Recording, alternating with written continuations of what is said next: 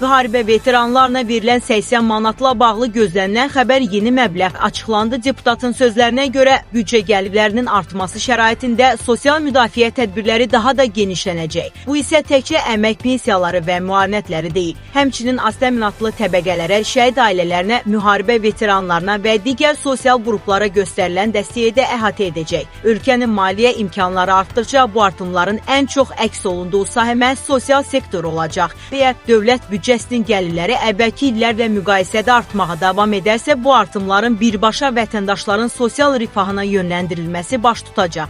Bu, həm də hökumətin sosial ədalət prinsipinə sadiqliyinin göstəricisidir. Aydın Hüseynov yaşayış minimumu haqqında qanuna ediləcək dəyişikliklər çərçivəsində istehlak səbətinin yenidən müəyyənləşdirilməsi və onun 11 ildən sonra ilk dəfə yenilənməsi nəzərdə tutulur. Bu addım yaşayış minimumunun artırılmasına zəmin yaradacaq. Müharibə veteranlarına verilən 80 manatlıq müavinət yaşayış minimumuna uyğun indeksləşdiyi üçün eyni nisbətdə artacağı təqdirdə 15% artım halında müavinət təxminən 92 manat ola bilər.